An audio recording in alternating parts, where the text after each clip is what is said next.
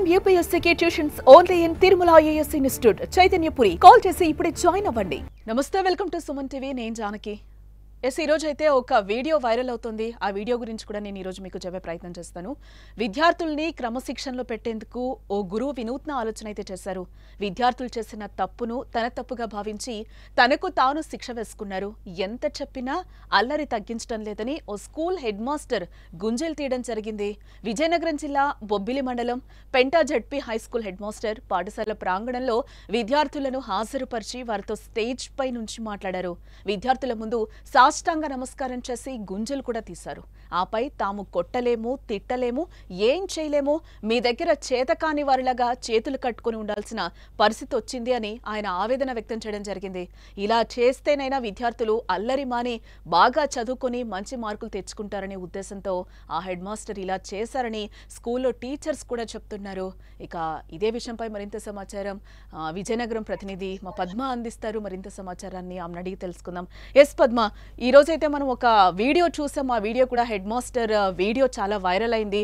పిల్లల్ని ఏ విధంగా అడగాలి, ఏ విధంగా చెప్పాలి అనే దాంతో ఆయన సాష్టాంగ నమస్కారం చేసి పిల్లల ముందు గుంజళ్ళు తీసి చెప్పడం కూడా జరిగింది. మీరు బాగా చదవాలి అని చెప్పి. ఎస్, దీని అంతటిని మనం ఏ విధంగా చూడాలి అంటారు?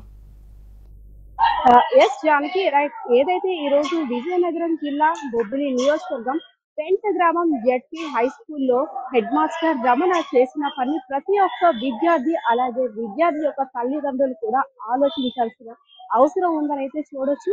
ప్రస్తుత రోజుల్లో విద్య చెప్పడం అనేది ఉపాధ్యాయులకి చాలా పెద్ద శిక్షగా మారింది. ఎందుకంటే విద్యార్థులు ఉపాధ్యాయులు చెప్తున్న విద్యని యాక్సెప్ట్ చేయకపోగా ఏం చెప్పినా సరే దాన్ని ఒక మెంటల్ గా డిస్టర్బ్ అవ్వడం కావచ్చు, చదువు గురించి సంబంధించి ఇంట్లో పేరెంట్స్ కి చెప్పడం కావచ్చు, ఇదంతా ఒక డిఫరెంట్ మెథడ్ లోనే చూస్తున్నారు.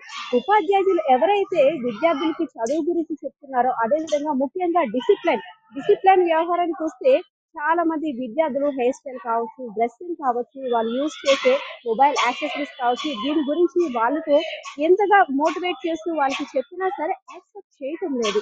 సో ఇది తల్లిదండ్రులు కూడా అర్థం చేసుకోకపోవడంతో పాటు ఎవరైతే మంచి చెప్తున్నారో ఆ ఉపాధ్యాయుల మీద కూడా తిరుగుబాటు కేసులు పెట్టిన వైనాలు చాలానే చూసాం.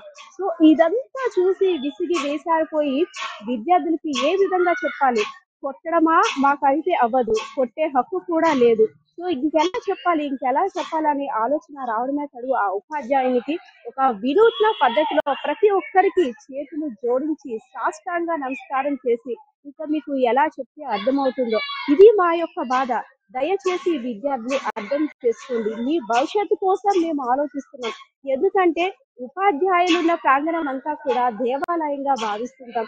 అలాంటిది ఉపాధ్యాయులు ఇప్పుడు పిల్లల్ని వేడుకునే పరిస్థితి వచ్చిందంటే ప్రతి ఒక్క విద్యార్థి కూడా దీన్ని ఆలోచించాల్సిన అవసరం ఎంతైనా ఉందనే చెప్పుకోవాలి.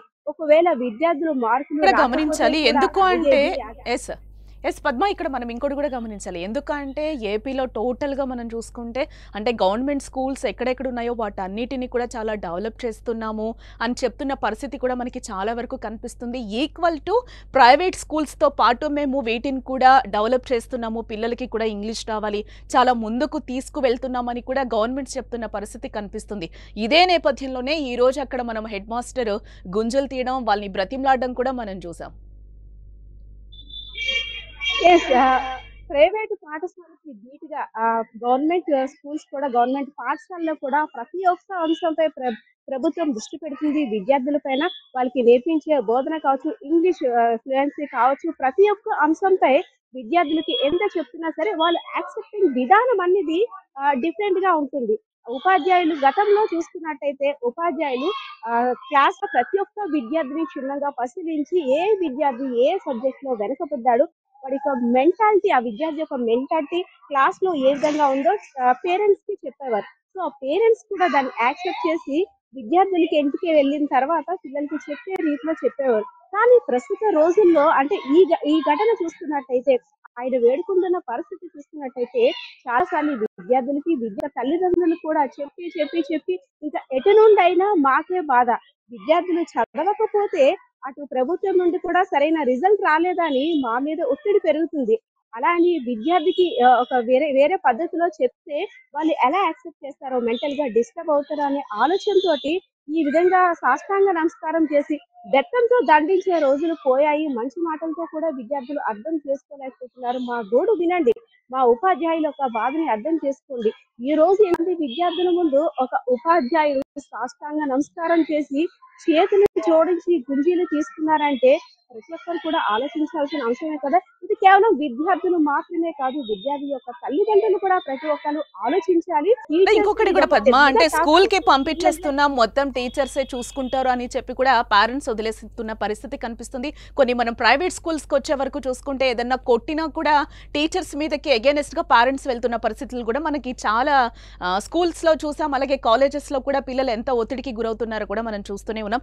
ఇదే నేపథ్యంలో కీచక టీచర్స్ ని కూడా చాలా మందిని ఇప్పటి వరకు కూడా మనం చూస్తూనే ఉన్నాం. ఇదే నేపథ్యంలో పిల్లల్ని పేరెంట్స్ ని ఏ వీడియో ఆలోచింపజేస్తుంది అని అనుకోవచ్చు అంటారా మనం?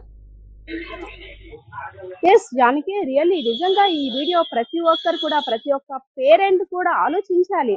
మీరు అనేటట్టు అంటే కీచక టీచర్స్ ని కూడా చూసాం. అంటే ఒక ఒక విద్యార్థి మీద ఏం పెట్టుకొని విద్యార్థిని ఏదో విధంగా గ్రహించుకోవాలని ఆలోచించిన ఉపాధ్యాయుని చూసాము. అదే విధంగా పిల్లాడు చెప్పిన దాన్ని బట్టి ఈ మధ్య ఏంటంటే క్యాస్ట్ కి సంబంధించి మా పిల్లవాడు తక్కువ క్యాస్ట్ అని అడుగుతున్నారు, వాడు క్యాస్ట్ అని ఎక్కిరిస్తున్నారు. అదే ఏం చెప్తే అది పిల్లాడు ఏం చెప్తే అది పేరెంట్స్ కూడా విని వాళ్ళు మాటలు పట్టుకొని వచ్చేసి స్కూల్ దగ్గర గొడవలు ఆడిన ఘటనను కూడా చూస్తున్నాం. ముఖ్యంగా డ్రెస్సింగ్ సంబంధించి ఏమి అనడానికి లేదు, టీచర్స్ కి ఆ రైట్స్ కూడా లేదు. అదే విధంగా హెయిర్ స్టైల్ సంబంధించి కూడా ఏం చెప్పాలన్నా సరే ఉపాధ్యాయులు భయపడుతున్న పరిస్థితి. Private with comparison private schools కి గవర్నమెంట్ స్కూల్స్ కి కంపేర్ చేసుకున్నట్టయితే పొద్దున్న నుండి కూడా సాయంత్రం వరకు చదువు చదువు చదువు అనే ప్రెజర్ నుండి ఇంటికి వెళ్ళిన విద్యార్థి అలసిపోయి పడుకున్న తర్వాత కనీసం పేరెంట్స్ నాన్న పొద్దున్న నుండి ఏం చెప్పారు, నువ్వు ఎలా ఫీల్ అవుతున్నావు, నువ్వు స్ట్రెస్ ఫీల్ అవుతున్నా అడిగే పరిస్థితి ఉండదు. కానీ ఇక్కడ గవర్నమెంట్ స్కూల్లో చూసుకున్నట్టయితే పొద్దున్న అంతా కూడా టైం టేబుల్ ప్రకారం పొద్దున్న ఫుడ్ టైమింగ్స్ సంబంధించి మధ్యాహ్నం మిడ్ మీల్ సంబంధించి అన్ని కూడా టైం ప్రకారం జరిగిన తర్వాత పిల్లవాడు ఎంత టైం చదవాలో అంత మాత్రమే చదవాలి. ఏ పిల్లవాడు కూడా స్ట్రెస్ కి గురి కాకూడదనే ఉద్దేశంతో ప్రైవేట్ క్లాసులు కూడా నిర్వహించని పరిస్థితి ప్రభుత్వ పాఠశాలలో ఉంది. సో ఇంటికి వెళ్ళిన తర్వాత పిల్లాడు చెప్పిన దాన్ని పేరెంట్స్ కూడా క్రాస్ చెక్ చేసుకోవాలి. దేనికోసం చేసా, నీ మంచి కోసమే కదా చెప్పినట్టు పేరెంట్స్ కూడా అంటే పిల్లవాడి ముందు ఎప్పుడు టీచర్ ని మాత్రం ఏమి అనకుండా వచ్చి టీచర్ తో మాట్లాడితే ఇటు విద్యార్థి గురించి చేసిన ప్రవర్తన కావచ్చు, విద్యార్థి చదువు ఏ విధంగా ఉందో పేరెంట్స్ తో కూడా కమ్యూనికేషన్ అవుతారు. కాబట్టి పేరెంట్స్ డైరెక్ట్ గా టీచర్స్ తో వచ్చి కమ్యూనికేట్ చేసుకుంటే బాగుంటుందని చాలా మంది టీచర్ల ఉద్దేశం కూడా జానకి. పద్మ, అంటే ఈ వీడియో సోషల్ మీడియాలో పూర్తిగా వైరల్ అవ్వడంతో ఇటు మంత్రి నారా లోకేష్ కూడా స్పందించడం జరిగింది. కలిసికట్టుగా మనం చేస్తే అభివృద్ధి, అదే ప్రభుత్వ పాఠశాలన్నీ కూడా అభివృద్ధి చెందుతాయి, వాళ్ళకి కూడా పూలబాటలు వేద్దామని కూడా ఆయన ఒక ట్వీట్ కూడా చేయడం జరిగింది. విద్యాశాఖ మంత్రి అయినటువంటి నారా లోకేష్ గారు కూడా దీనిపై స్పందించారు. అంటే శిక్షణ వేసుకున్నారు, పిల్లల్ని దండించే హక్కు మనకి లేదు, సో వాళ్ళకి అర్థమయ్యే రీతిలో మీరు కూడా చెప్పారంటూ ఆ హెడ్ మాస్టర్ రమణ గారిని అయితే మాత్రం అభినందించి చూసుకున్నట్టయితే నిజమే. ఇంకంటే ఇది చూసిన తర్వాత అయినా ఇంతమంది మధ్య మాకు విద్యను బోధించే ఉపాధ్యాయుడు సాష్టాంగ నమస్కారం చేస్తూ గుంజీలు తీస్తూ చేతులెత్తి వేడుకుంటున్నారంటే మా అందరి కోసం ఒక ఉపాధ్యాయుడు అంటే ఎలా వేడుకుంటున్నాడో అని విద్యార్థులు కూడా ఆలోచించాలి కదా. సో అదే విధంగా విద్యాశాఖ మంత్రి అయినటువంటి నారా లోకేష్ గారు కూడా ఇంకా విద్యార్థులపై ఎలాంటి శ్రద్ధ చూపించాలి, ఇంకా వాటి అభివృద్ధి క్రమాలు స్కూల్లో ఏ విధంగా చేపట్టాలి, ఇది ఒక ఆలోచింపజేసే విషయంగానే ఆయన కూడా చూస్తున్నారు. సో ఉపాధ్యాయులకి విద్యార్థులకి మధ్య కమ్యూనికేషన్ ఏ విధంగా ఉండాలి, అదే విధంగా ముఖ్యంగా పేరెంట్స్ ని ఇన్వాల్వ్ చేస్తూ ఇంకే విధంగా ముందుకెళ్తే సరైన ఫలితాలు వస్తాయనే ఆలోచనలో కూడా ఉన్నట్టు తెలుస్తుంది Janaki. Yes, thank you so much Padma. Yes, చూసాం కదండి హెడ్ మాస్టర్ అయితే పిల్లల్ని ఏ విధంగా వేడుకుంటున్నారు ఏంటి అనేది టోటల్గా అయితే ఈ వీడియో వైరల్ అయింది. మంచి బుద్ధులు రావాలి, బాగా నేర్చుకోవాలి, ఇటు పేరెంట్స్ కానీ ఇటు అలాగే పిల్లలు కూడా చెప్పిన విధానాన్ని అయితే అర్థం చేసుకోవాలి, బాగా చదువుకోవాలని కూడా క్లియర్గా అయితే ఆయన చెప్పడం జరిగింది. కొట్టే హక్కు కానీ మాకు లేదు కాబట్టి నేను ఈ విధంగా వేడుకుంటున్నానని కూడా ఆయన సాష్టాంగ నమస్కారం చేసి గుంజులు తీసి ఒక head master, school head master పిల్లల్ని వేడుకోవడం జరిగింది. Yes, that's all for now.